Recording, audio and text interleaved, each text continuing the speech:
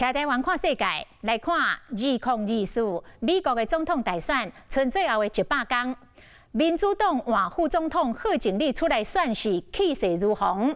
美国 ABC 新闻网公布着上新的民调，贺锦丽的支持度增加8%，来到43%。川普是为40%落降到36%。随着这个大选愈来愈接近，贺锦丽甲川普嘛加强力头来攻击对方。代表共和党要选总统的川普，甲差不多确定代表民主党参选的副总统贺锦丽，最近拢展开造势活动。川普出席明尼苏达的造势活动时，针对贺锦丽无保留。We have a new candidate to defeat the most incompetent, unpopular, and far-left vice president in American history. 贺锦丽是就大讲，一定要将川普甲拍败。Donald Trump has been resorting to some wild lies about my record. And some of what he and his running mate are saying, well, it's just plain weird. 双方表现和正式进入马上要100天的美国总统大选活动，火药味是愈来愈高。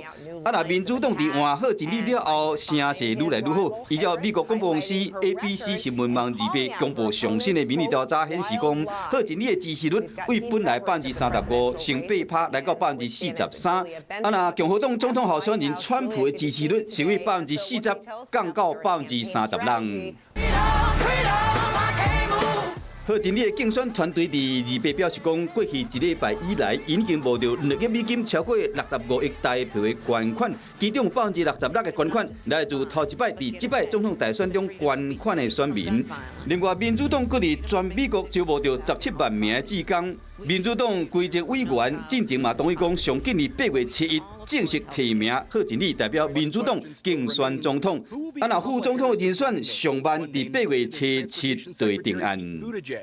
Hello， 我是林仙怡。想要抢先掌握最及时的新闻资讯吗？赶快订阅、按赞、开启小铃铛，锁定华视新闻 YouTube 频道。